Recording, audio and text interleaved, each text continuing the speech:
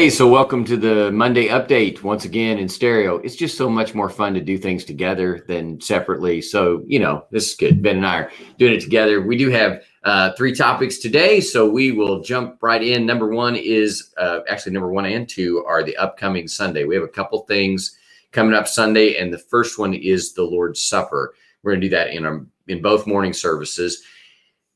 And like everything else, it's different this year. Actually, we're just going to say Ben wanted to change how we did the Lord's Supper. It's the first time he did it, so he just wanted to change everything. Throw me under the bus. That's fine.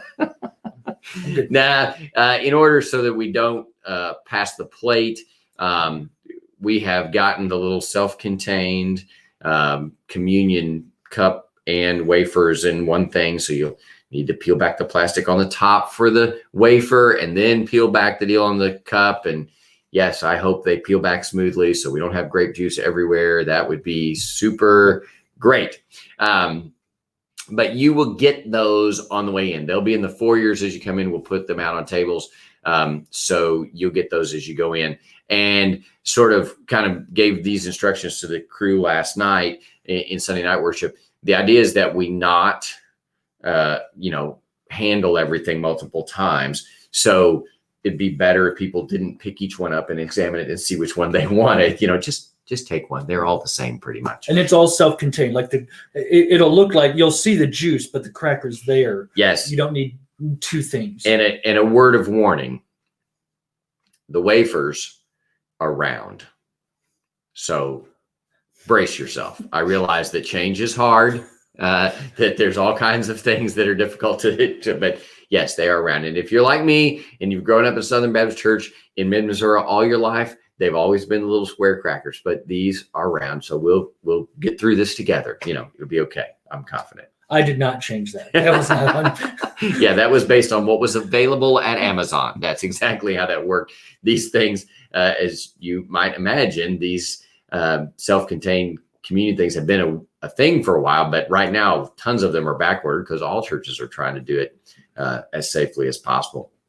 Might mention that those of you who join us online, you are welcome to participate in the Lord's Supper with us. Obviously, you'll just need to get your own elements, like we did at Good Friday. So if you will get some juice and some kind of something to use for the bread, you can join us for the Lord's Supper. Excuse me. Wow, that's a lot of fun to do that while you're recording. But anyway, so we'll do that in both morning services. You can join us whichever service you join us online. We'll do that in the service, and hope you'll be able to participate with us. Then number two is Sunday night. Sunday night we have our business meeting, what I started referring to a while back as our family meeting, because I want to remind us that that's the deal. Business meeting sounds like those grumpy old meetings that everybody's always been a part of and no one looks forward to. And yeah, it doesn't just make them magically more enjoyable, but I would say that our meetings do have a spirit of we're family taking care of the family details. And so this month is the sort of major one in that we vote on the budget for the upcoming year. We vote on the nominating committee list for who serves on committees and teams. We'll elect messengers to our annual meetings for the association and for the state convention. And some of you will ask, what's our state convention going to look like? Right now they're planning an in-person convention. I have no idea, but we'll go ahead and elect those messengers Sunday night. Budgets are out. We put those out Sunday. So if you still need one of those, if you missed that opportunity, you can drop by the office. We'll get you a copy. It's a lot to take in all at one time. I mean, if you're, like Ben, you can just look at rows and rows of numbers and instantly make sense of all of them. It's just a piece of cake to digest those. But anyway, for everybody else, you can get those. And the main thing about that is if you have questions, we want you to be able to see it and ask those questions ahead of time. Try to get as much information as possible. It's not that we wouldn't entertain those on the floor. Of course we would, but we can do a lot better job of answering your question. You can do a lot better job of asking your question by getting the information ahead of time. So we want you to have time to do that. If you need to drop by here during the week, we'd love to have you do that. They will be out again next Sunday morning. So if you just want to have the day, you can get them Sunday morning. And then, of course, we'll vote on them Sunday night. And then number 3 is really Ben's going to do more of the talking. Now, number 3 is about a couple of youth things, about an event and how you get information on youth. So Sunday night, this past Sunday night, we allowed the 6th graders to start coming to Sunday night youth. And so they're welcome on Sunday nights from 5:30 to 7 and Wednesday nights from 6 to 7.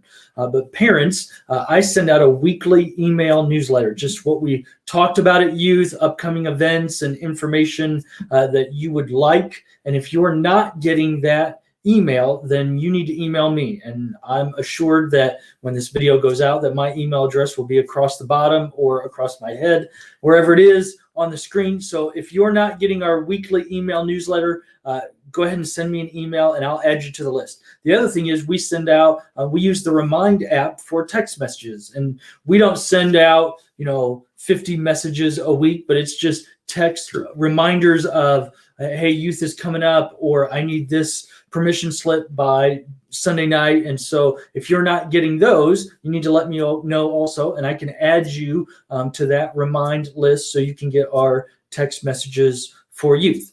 The third thing is the event. So we are playing Nightlight Kickball, which is the annual Labor Day weekend kickball tournament. That will be not this coming Sunday, but 2 Sunday nights. So September 6th, that is 3 to midnight in Fulton. And we have started handing out permission slips.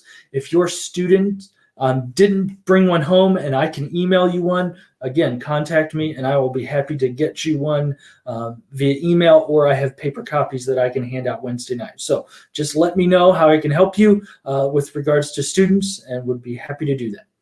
And I might mention that I get all those communications that Ben was talking about, the emails and the text messages. It is really not too much to bear. It's a good way to stay informed. There's always a helpful article in the newsletter that's been really good. So I don't do that just because I'm the pastor and I need to check up on Ben. I have a daughter who's still in youth group, so I get all those things.